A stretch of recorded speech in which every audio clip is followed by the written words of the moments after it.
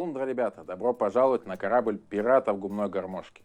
Поставьте лайк, подпишитесь на канал, потому что сегодня мы поговорим на интересную тему – губная гармоника мультипликации.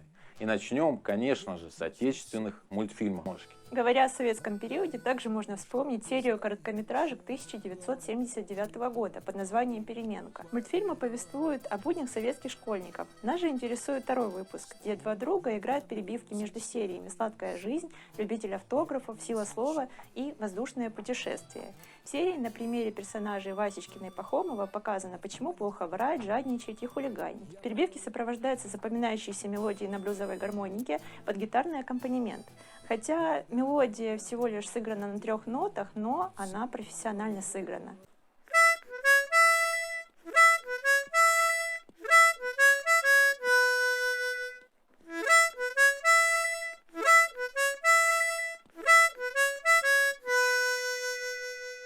Переходим к российской мультипликации. Гармоника звучит в сериях под названием «С новым хрумом» мультсериала «Смешарики». По сюжету Крош и Нюша не могут поделить найденного дракончика по имени Хрум.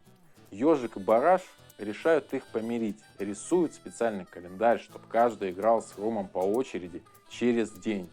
Какое-то время это работает, но к Новому году друзья ссорятся из-за дракончика снова. Благо, под конец все мирятся и празднуют Новый год вместе. На губной гармошке поочередно играют почти все персонажи серии. На самом же деле на ней сыграл Максим Некрасов, известный питерский музыкант. Вот он играет на шоу «Голос».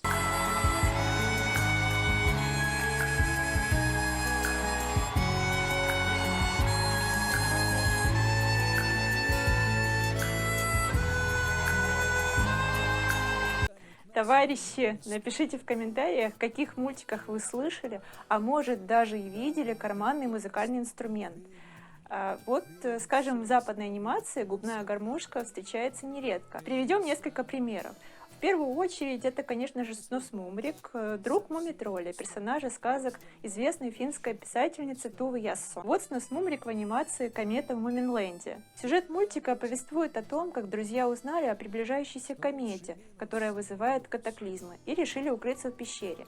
Но перед этим им предстоит преодолеть множество препятствий. К слову, существует несколько версий экранизации этой сказки, в том числе и советская. Что касается самого Снус Мумрика, то он заслуженно считается одним из главных символов гармоники мультипликации.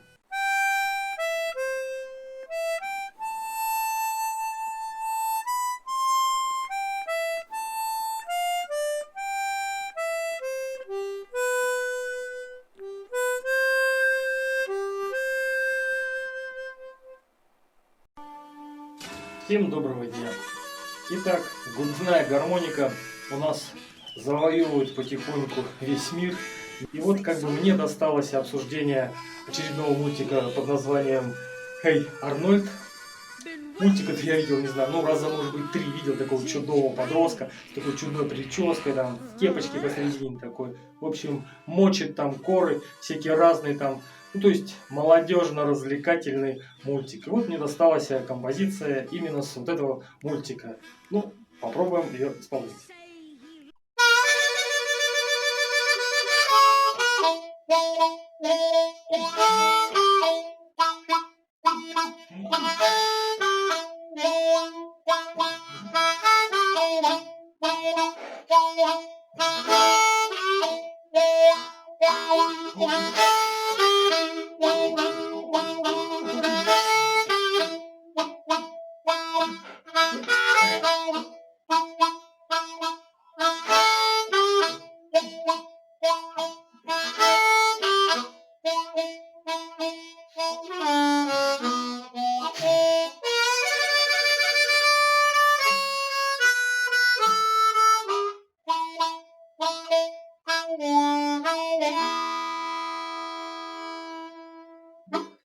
Главный герой компании Disney, Микки Маус, также не остался в стороне и сыграл на гармонике в собственной версии «Однажды на Рождество».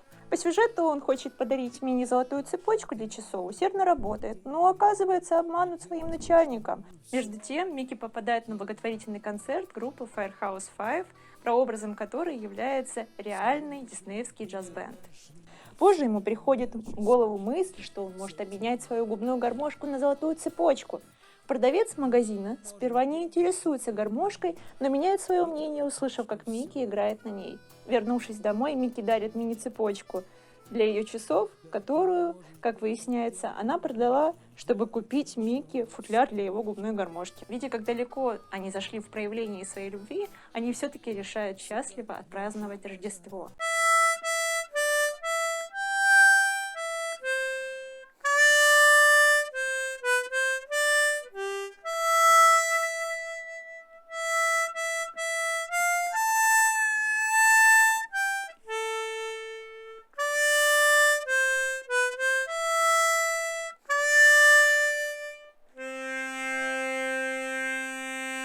Ну что, пацаны, аниме? Гармошка также засветилась в восточной анимации. Японским снус мумриком можно считать Фууски, главного героя аниме Нинку. По сюжету, несмотря на свой юный возраст, он является одним из командиров ниндзя под названием Нинку и противостоит империи, некогда развязавшей войну, но свалившей всю вину на ниндзя, которые на самом деле пытались ей противостоять. Параллельно Фууски разыскивает свою мать и в ходе своих приключений периодически играет вот эту мелодию на гармошке.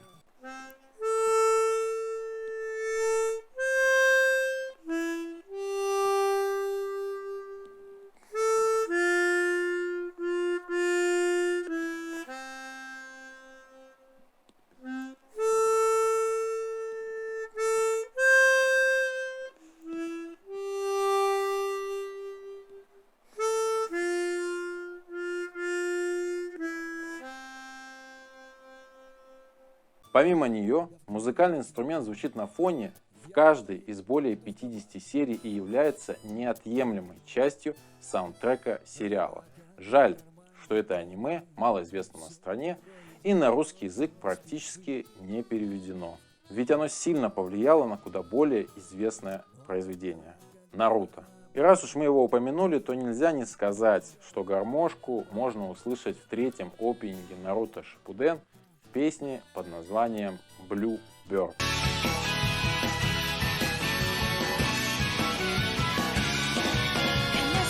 А вы знали, что в Азии весьма популярна клавишно-губная гармоника мелодика?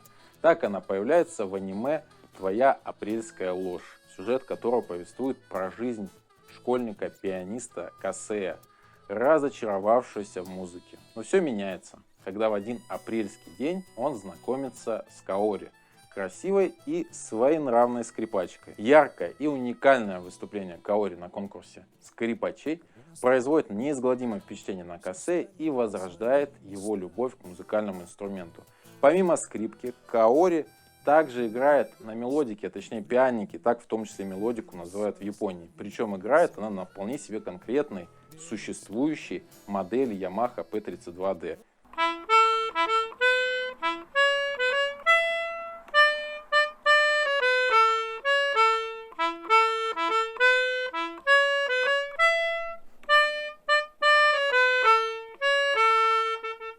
За наводку спасибо Черри Чеддер. Подписывайтесь на его канал по подсказке в правом верхнем углу. А на этом пока все. Делитесь в комментах, что думаете об этой рубрике. Ставьте лайки, подписывайтесь на канал.